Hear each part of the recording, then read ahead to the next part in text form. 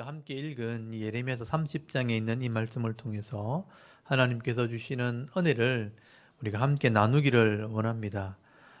여러분, 이 예레미야서 30장 말씀에는 특별히 이 예레미야 선지자에게 책에 글로 기록해라. 그러니까 예레미야 선지자가 책으로 기록한 말씀들에 대해서 기록을 하고 있습니다. 하나님께서는요, 지금부터 내가 하는 모든 말들은 이제 책에다 기록해 놓아라. 남겨 놓아라. 그렇게 말씀을 하시고 명령을 하십니다. 특별히 2절 한번 보십시오. 이스라엘의 하나님 여호와께서 이와 같이 말씀하시되 이러시기를 내가 네게 일러준 모든 말을 책에 기록하라. 이 책에 기록한 것이 결국 성경이 되었고 지금도 남아있는 겁니다. 이제까지 하나님께서는 예레미야 선지자에게 전한 말을 그대로 전해라. 대언을 하고 선포를 하고 이런 전하는 역할을 했고 사역을 했지만 이제부터는 책에다 기록해 놓으라는 거예요. 왜 하나님께서 이제부터 하나님이 주시는 이 모든 말씀을 책에 기록하라고 말씀하시느냐? 그것은요, 그 당시에 거짓 선지자들 때문입니다. 여러분, 지난주와 지지난주 계속해서 전해드린 말씀이 그 당시에 있었던 거짓 선지자에 대한 얘기예요. 이 예레미야 선지자는 지금 하나님의 뜻은 지금 이 땅이 망한다. 예루살렘이 죄악이 가득 찼기 때문에 하나님이 심판하기로 결정했다는 거예요. 그래서 이 예루살렘은 이제 바벨론 포로 잡혀가서 다시 돌아오는 것이 하나님의 계획이라는 것을 계속 전하는데 자꾸 거짓 선지자들이요, 그게 아니라는 거예요. 예루살렘이 망하는 게 아니고 바벨론이 망하게 될 것이다. 또 잡혀간 사람은 지금 돌아오게 될 것이다 하면서 계속 거짓 예언, 거짓 평안을 전하게 되는 겁니다. 그래서 하나님께서 하나님의 뜻이 반드시 이루어진다는 것을 그 당시 사람들에게 보여주시기 위해서 지금 전하는 말 다 기록해놔라. 책에다 기록해놔라. 그렇게 말씀하는 거죠. 왜냐하면 나중에 시간이 지나고 난 뒤에 이것이 다 이루어지고 난 뒤에 사람들이 이 하나님 말씀을 이렇게 읽어보면 하나님 말씀이 맞았네. 하나님 정말 말씀대로 일하시는 분이구나. 하나님이 정말 말씀하신 것은 이루어지는구나 하는 것을 확인하게 하려고 책에 기록해놔라. 글로 기록해놓으라고 말씀하는 거예요. 또 하나의 이유가 있다면 그 당시 사람들이 바벨론에 잡혀가는 걸 너무 두려워하는 거예요. 나라가 망하고 집을 다 포기하고 포로되어 잡혀가는 것, 그게 너무 두려운 것입니다. 그래서 이런 사람들에게 확신을 주려고 그걸 기록해놔라. 반드시 이루어진다는 것을 알려주려고 이렇게 하시는 거예요. 지난주도 제가 말씀을 드렸지만 여러분, 바벨론에 포로 잡혀가는 것은 그 당시에 자기 모든 집들, 모든 밭들, 자기 기업, 직장, 사업 다 포기하는 겁니다. 그리고 다른 나라의 종처럼 벌레처럼 끌려가는 겁니다. 벌거벗긴 상태에서 줄에 매여가지고 끌려가니까 얼마나 그게 두렵겠습니까? 지금 우리 주말 드라마에 거란 전쟁 하는 거 보셨죠? 포로되어 잡혀가는 그 사람들 보면 얼마나 불쌍합니까? 그 적들이 쳐들어왔을 때 여자들, 양민들 막 약탈하고 잡아가고 칼로 죽이고 하면 얼마나 두렵겠어요. 그 당시 예루살렘 사람들이 그렇게 포로되어 잡혀가는 게 두려웠다는 거예요. 하나님 말씀은 잡혀가라 하는데 너무 두려운 거예요. 그래서 그게 5절, 6절 한번 보십시오. 그 사람들이 얼마나 두려웠는가 하면 남자들이 그 두려워 떠는 소리가 거기에 가득하다. 너희 중에 남자 중에 해산한 여자가 있느냐?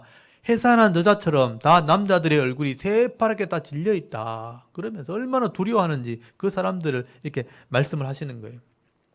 여러분, 마치 우리 아이들이 감기 걸리면 주사 맞으러 가면 막 겁나잖아요. 주사를 맞아야 빨리 낫지. 독감이 걸려가지고 열이 펄펄 나는데 병원에 가서 주사 맞자 그러면 애들이 막 주사기만 보면 겁내는 거예요. 벌벌 떠는 거예요. 이 주사를 맞아야 병도 낫고 회복이 되어지고 빨리 돌아올 수 있는데 그게 이해가 안 되면 주사기만 보면 겁을 내면서 울고불고 피하고 도망가고 이렇게 하는 거예요. 마치 이스라엘 백성이 지금 그런 거예요. 바벨론 포로 잡혀가는 것은 너희를 망하게 하려고 하는 게 아니고 다시 돌아오게 하는 거다. 하나님 뜻이 너희들이 죄값을 지불하고 회개시키고 돌아오는 것이다. 그래서 하나님이 이걸 자꾸 설명을 하는 겁니다. 믿음이 필요하다는 얘기죠. 여러분 3절에 한번 보십시오. 하나님께서 이것을 자꾸 설명을 합니다. 3절에 보시면요, 여호와의 말씀이니라 이렇게 자꾸 얘기하잖아요. 여호와의 말씀이니라. 보라, 내가 내 백성 이스라엘과 유다 포로를 돌아오게 할 날이 오리니 그렇게 얘기하잖아요. 잡혀가는 게 끝이 아니고 돌아올 날이 있다. 그걸 바라는 거예요. 내가 그들을 그 조상들에게 준 땅으로 돌아오게 할 것이니 그들이 그 땅을 차지하리라. 여호와의 말씀이니라 또 얘기하잖아요. 하나님이 지금 약속을 하고 있는 말씀이다. 돌아오게 하는 거다. 너희들이 이 하나님의 뜻을 좀 이해를 하고 현실의 고난을 받아들여야 된다. 죄 때문에 오는 징계, 고통이 따라오기 때문에 이걸 좀 받아들여라 라고 말씀하는 거예요. 여러분 7절에도 한번 보십시오. 바벨론에 잡혀가는 것이 엄청난 고통이고 환난의 날이지만 그러나 하나님께서 환난에서 구원해낸다는 겁니다. 여러분 8절 한번 보십시오. 거기 보면 그날이라는 표현이 나와요. 8절 특별히 보면 거기 한 8절 한번 보십시오. 만군의 여호와의 말씀이니라 그랬죠. 그 날에, 이게 관사가 있는 그 날이라는 것은 어떤 정해져 있는 그 날이 있다는 뜻이에요. 그 정해진 그 날이 되면 네 몽의 멍에를 꺾어버리고 다시는 이방인들을 섬기지 않게 될 것이다 라고 말씀합니다. 그리고 여러분 10절 말씀 한번 보세요. 하나님이 위로의 말씀, 확신의 말씀을 계속 말씀하시는 거예요. 10절에 보니까 또 여호와의 말씀이니라. 그러므로 나의 종 야곱아 너는 두려워하지 말라 이렇게 얘기하죠. 이스라엘아 놀라지 말라. 이 포로 잡혀가는 것을 두려워하지 말라는 거예요. 내가 너를 먼 곳에서부터 구원하고 네 자손을 잡혀가 있는 땅에서 구원하리니 야곱이 돌아와서 태평과 안락을 누릴 것이며 두렵게 할 자가 없으리라. 지금 네 눈앞에 있는 이런 바벨론 포로라는 고통만 보지 말고 회복되어서 돌아올 날이 있다는 걸 바라보라는 거예요. 그래서 여기 잘 보시면요. 좀 두려워 좀 하지 말아라. 놀라지 좀 말아라. 내가 평안을 위한 것이고 돌아오기 위해서 이렇게 말씀을 하는 거다라고 말씀을 하는 거예요. 그러면 하나님께서 왜 이렇게 할 수밖에 없는가? 그러면 왜 이렇게 고통을 내가 주어서 바벨론 포로라는 이런 어려운 일을 감당할 수밖에 없는가? 여러분 그게 바로 하나님의 약속이기 때문에 그렇다는 거예요. 하나님께서 처음 이스라엘 백성들을 불러서 언약으로 말씀으로 약속하시고 또 이렇게 하기로 계약을 했다는 거예요.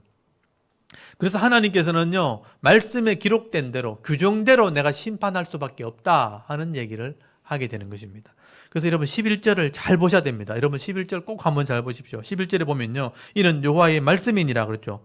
내가 너와 함께 있어 너를 구원할 것이라. 너를 흩었던 그 모든 이방을 내가 멸망시키리라. 그럴지라도 너만은 멸망시키지 아니하리라. 그러나 내가 법에 따라 법에 따라 너를 징계할 것이요 결코 무지한 자로 여기지 아니하리라. 이게 하나님이 이렇게 할 수밖에 없는 이유예요. 법에 이렇게 하기로 계약이 돼 있다는 거예요. 여러분 이스라엘 백성들이 하나님과 언약한 백성이고 순종하면 복을 받도록 약속을 했는데 이스라엘 백성이 결국은 우상을 섬기고 악을 행하고 부정을 행했다는 거예요. 그래서 법에 따라 내가 징계할 수밖에 없다. 여러분 14절 다시 한번 보십시오. 14절에 보시면요. 너는 사랑하던 자가 다 너를 잊고 찾지 아니하나니 이는 네 악행이 많고라고 돼 있죠. 네 악행이 많고 네 죄가 많기 때문에 나는 네 원수가 당할 고난을 네가 받게 하며 잔인한 징계를 내렸다. 이게 법대로 징계를 내렸다는 거예요. 너는 어찌하여 네 상처 때문에 부르짖느냐? 네 고통이 심하도다. 네 악행이 많고 네 죄가 허다함으로 내가 이 일을 너에게 행하였느니라. 네가 악행이 너무 많기 때문에 내 법대로 징계할 수밖에 없다. 이게 하나님의 방법이다. 이런 표현들을 여러분 잘 보셔야 돼요. 하나님이 괜히 고통을 더하시고 또 징벌을 더하시는 게 아니라는 거예요. 이게 법에 규정이 돼 있다. 법대로 해야 이게 공의가 되는 것입니다. 하나님께서는 이 땅에 있는 모든 죄를 구원할 계획을 세우셨습니다. 그리고 사람들이 이걸 믿지 못하니까 특별히 이 모든 민족 중에 이스라엘을 택해가지고 모델로 삼았던 거예요. 그래서 출애굽기 19장에 보면요. 세계 열방 중에 내가 너희를 선택해서 내가 너희 나라와 언약을 맺었다는 거예요. 너희들이 내와 언약을 맺게 되어지면 내가 너희들에게 복을 줄 것이고 내가 너희 하나님이 될 것이다. 그래서 가나안 땅이란 기업을 그들에게 줬다는 거예요. 하나님 믿고 하나님 백성 되면 이런 천국을 얻는다는 걸 보여주려고 이스라엘 역사를 통해서 그걸 보여준 거예요. 근데 다만 너희들이 믿지 않는 이방인들에게 이 복을 전해라는 거예요. 그게 제사장 나라 사명이에요. 너희들은 먼저 구원받는 언약을 했으니까 이방 나라에 가서 이 복음을 좀 전해라. 제사장 나라 사명으로 줬다는 거예요. 근데 이 이스라엘 백성이 그 축복의 땅, 하나님 나라를 상징하는 가나안 땅에 들어가서 그 사명을 그냥 까맣게 잊어버린 겁니다. 그냥 이방인들처럼 우상을 섬겨버리고 엄난을 행하고 악을 행하게 될 때 불순종을 하니까 하나님이 징계를 임하시게 한 겁니다. 말씀에 기록된 대로 하면 복을 주기로 돼 있고 순종하지 않으면 징계를 내리고 계약을 했는데 악을 행하고 죄악을 행하게 된 거예요. 그 징계하는 내용이 바벨론의 포로대에 가서 죗값을 지불하는 겁니다. 그래서 내가 법대로 바벨론에 포로로 가는 징계를 내가 임하게 할 것이다. 만약 이스라엘 백성이 하나님과 언약한 백성이 아니라면 그냥 벌 주고 그냥 심판하고 끝내면 되는 겁니다. 근데 이스라엘 백성이 하나님과 말씀으로 언약한 백성이기 때문에 이 언약의 말씀대로 징계를 내려야 되는 거예요. 그게 하나님의 할 수밖에 없는 방법인 거죠. 그래서 하나님이 징계를 내릴 수밖에 없다. 근데 여러분, 이 이스라엘 백성들이 받을 징계가 너무 무거운 거예요. 그 사람들이 당하기엔 너무 이게 두려운 것입니다. 그래서 이스라엘 백성들이 아예 버리고 도망가 버릴까봐 지금 이걸 계속 설명을 해주는 거예요. 내가 법대로 하는 거니까, 돌아오는 거니까 순종해라. 좀 힘들지만, 어렵지만 이 징계를 달게 받으면 하나님이 다시 규정대로 회복시켜 줄 거다. 다시 내가 복을 주실 것이다. 돌아오게 할 것이다. 이게 하나님의 방법이라는 것입니다. 여러분, 그래서 성경은 늘 얘기하는 게 뭐냐면 복을 줄 때도 말씀대로 복을 주는 거예요. 징계를 내릴 때도 말씀대로 징계를 내려야 되는 거예요. 그래야 하나님의 공의가 이루어지는 겁니다. 그래서 하나님의 말씀이 이루어지기 때문에 은혜와 복도 임하게 되는 것입니다. 그래서 여러분 17절 한번 보십시오. 하나님이 징계를 받고 나면 이렇게 된다는 거예요. 17절 보면 꼭 여호와의 말씀이니라 계속 얘기하죠. 그들이 쫓겨난 자라 하며 시온은 찾는 자가 없은즉 내가 너의 상처로부터 새 살이 돋아나게 하여 너를 고쳐주리라. 지금은 매를 맞고 상처를 입고 포로되어 잡혀가지만 내가 새 살을 돋아나게 고쳐주겠다. 하나님께서 그렇게 하시겠다고 지금 말씀하시는 거죠. 너희를 회복시켜 주시고 또 새 살을 돋게 해서 낫게 하는 것도 규정대로, 하나님이 약속의 규정대로 그렇게 한다는 거예요. 여러분, 회개도 규정대로 하는 거예요. 회복되는 것도 규정대로, 말씀대로 하는 겁니다. 그래서 말씀대로 믿고 회개하면 말씀대로 복을 받도록 계약이 되어 있는 게 예수 믿는 사람들이에요.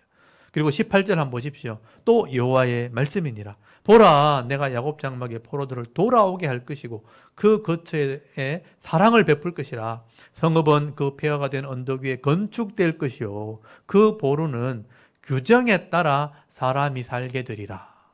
또 규정을 얘기하고 있죠. 너희들이 돌아오게 된다는 거예요. 다시 돌아오면 사랑을 받게 될 것이고 성벽도 건축이 되고 성전도 건축이 되어지고 규정대로 사람도 살게 될 것이다. 하나님이 너희를 고쳐줄 것이다. 회복을 시켜줄 거다. 규정대로 사람이 살게 할 것이다 라고 말씀하는 겁니다. 이게 하나님의 방법이에요. 그래서 이스라엘 백성들은요, 다시 회복되어지고 줄어들지도 않고 비천하지도 않게 될 것이다. 종기 여김을 받게 될 것이다 라고 말씀하게 되는 겁니다. 그리고 22절 한번 보세요. 딱 읽어보면요, 이게 출애굽기에 처음 언약했던 말씀이에요. 22절에 보니까 너희는 내 백성이 되겠고 나는 너희의 하나님이 되리라. 하나님이 언약할 때부터 얘기했거든요. 나와 언약 맺으면 너희는 내 백성이 되고 나는 너희 하나님이 될 거라. 지금은 약속을 어겼어요. 그래서 바벨론 가서 회개하고 돌아오면 다시 내 백성 된다는 거예요. 너는 내 백성이 되고 나는 너희 하나님이 되리라. 그것 위해서 잡혀가는 거다. 이렇게 말씀하는 거죠. 이런 매를 맞는 것도 믿음이 있어야 맞는 겁니다.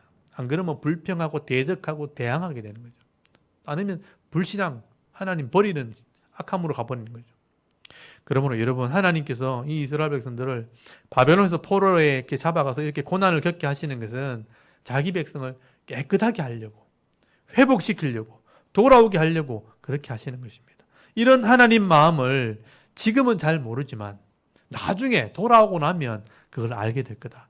그때는 도리어 감사하고 찬송하게 될 거다 하고 말씀하시는 거예요. 여러분 24절 마지막 말씀 한번 보세요. 여호와의 진노는 그의 마음에 뜻한 바를 행하여 이루기까지 돌이키지 아니하리니 너희가 끝날에 그것을 깨달으리라. 내가 지금 이 정해놓은 규정은 변하지 않는다는 거죠. 내 분노는 죄에 대한 분노이기 때문에 이루기까지 돌이키지 않을 거다. 근데 너희들이 그걸 달게 받고 나면 나중에 그 하나님 마음을 알게 되면 깨닫게 될 거다. 이런 하나님 마음이 끝날에 되면, 마지막이 되면 알게 될 것이다 라고 말씀하는 거예요. 그래서 하나님께서는요, 이 말씀을 나중에 확인하려면 책에 기록해놔야 되는 거예요. 예레미야에게 지금부터 책에 기록해놔라. 성경에 기록해놔라. 그래서 그 사람들이 나중에 확인할 수 있도록 책을 기록해라 라고 말씀하시는 거예요. 그래서 시간이 지나고 나면요, 이 기록된 말씀을 다 읽어본 사람들은 하나님이 맞았구나. 그래서 70년이란 이런 고난의 기간을 하나님 지나게 하셨구나 하고 그 하나님 마음을 알게 된다는 겁니다. 그래서 여러분이 기록된 말씀이라는 게 그래서 중요한 거예요. 이 말씀을 읽어봐야 됩니다. 알고 있어야 되는 거예요. 이 기록된 말씀을 잘 살펴보고 이 말씀을 깨달을 때 하나님의 뜻을 알게 되어지는 것입니다.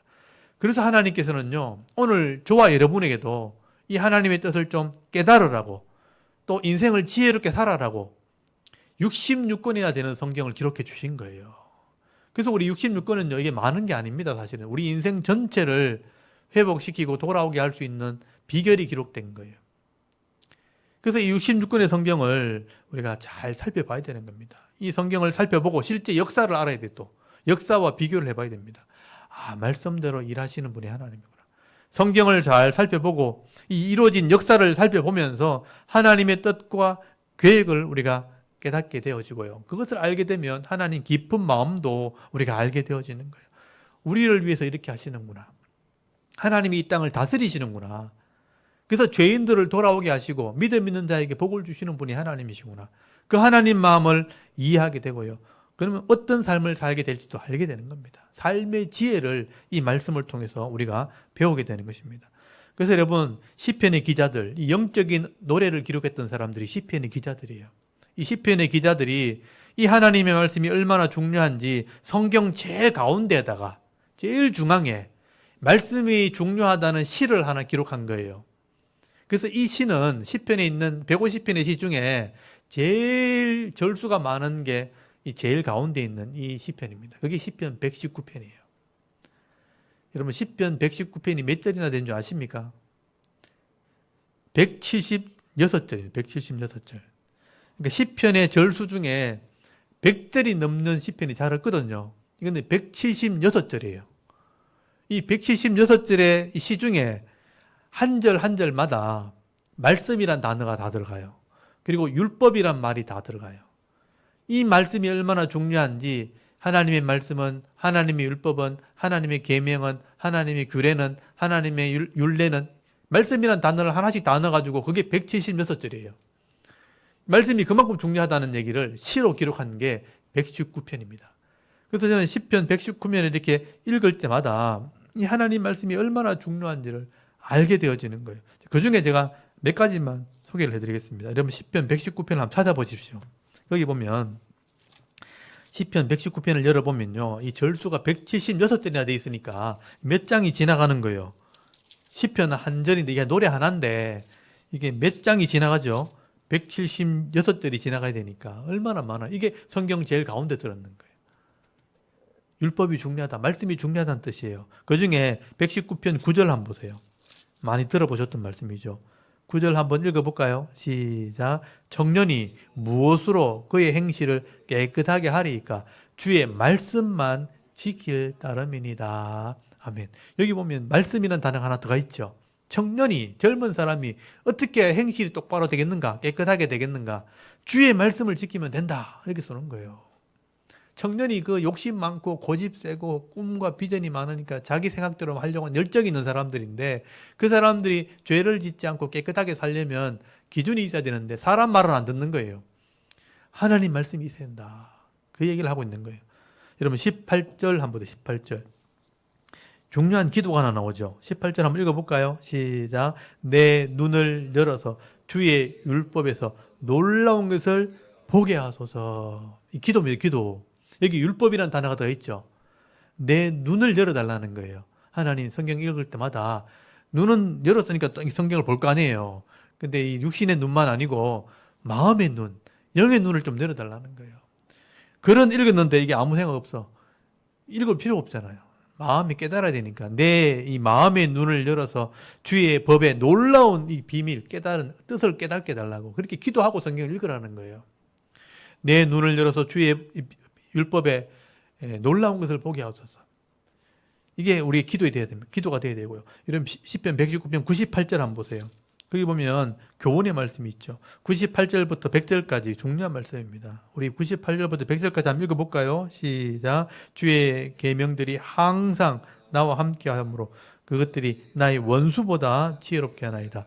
내가 주의 증거들을 늘 엎조림으로 나의 명철함이 나의 모든 스승보다 나으며 주의 법도들을 지킴으로 나의 명철함이 노인보다 나으니다. 아멘. 여기 보시면 이게 주의 계명이란 말 나오고 주의 증거들이란 말 나오죠. 그리고 주의 법도 이런 말 나오죠. 그러니까 이 하나님 말씀이 얼마나 중요한지 이것을 내가 항상 읽고 깨닫게 되어지면 원수보다도 분명히 지혜롭게 된다는 거예요. 이긴다는 겁니다. 또 이 주의 말씀을 계속 엎조린다. 묵상해서 깨달으면 나를 가르치는 스승보다 더 뛰어나게 된다는 거예요. 그리고 하나님 말씀을 내가 지켜나가면 깨닫고 순종하면 삶으로 옮기면 노인보다 훨씬 더 나은 삶을 살게 된다. 경험 많은 노인보다 낫다는 거예요. 그래서 젊은 사람도 복을 받게 되는 겁니다. 원수도 이길 수 있고 스승보다 낫고 노인보다 좋은 그런 지혜를 얻는 것이 하나님 말씀이라는 거예요. 그리고 10번 119편 105절 한번 보세요. 여러분 많이 들어보셨던 말씀이죠. 105절 한번 읽어볼까요? 시작. 주의 말씀은 내 발의 등이요 내 길의 빛이니다. 아멘. 여기도 말씀이란 말이 나오죠. 이 말씀이 내 발의 등이다. 옛날에는 후레쉬가 없었기 때문에요. 발등에다가 이렇게 등을 올려놓고 다녔어요. 돌이나 이런 거 웅덩이 안 빠지려고. 그리고 이게 빛을 이렇게 들고 다녔죠. 발에 놓고 들고. 그러니까 이 말씀이 내 인생에 길을 비춰준다는 거예요. 방향을 제시한다는 거예요. 이 말씀을 따라갈 때 우리가 은혜도 있고 복도 있고 주님 주시는 이런 은혜를 누리게 된다는 겁니다. 이 하나님 말씀이 얼마나 귀한지 이 말씀을 읽고 묵상할 때 이 혼란스러운 세상 속에서도 갈 길이 보이게 되는 거예요. 힘들어도 그 길을 갈 때 어느 누구도 누리지 못했던 그런 은혜와 복도 누릴 수 있는 삶을 살게 된다는 겁니다. 이게 하나님 말씀의 능력이라는 거예요. 그러므로 여러분 오늘도 우리가 이 하나님 말씀을 주야로 묵상함으로 이 하나님의 깊은 마음들을 깨달아 순종하는 삶을 살아갈 때 매를 맞고 고통스러워하는 그런 인생길을 걸어가는 것이 아니라 이 하나님이 주시는 은혜로 말미암아 감사하고 찬송하는 삶, 또 하나님 마음을 기쁘시게 하는 삶을 살아갈 수 있는 저와 여러분의 이런 영적인 삶의 모습이 되실 수 있기를 주의 이름으로 축원합니다. 아멘. 우리 잠깐 기도드리겠습니다. 하나님 오늘도 하나님의 나와 예배하게 하시고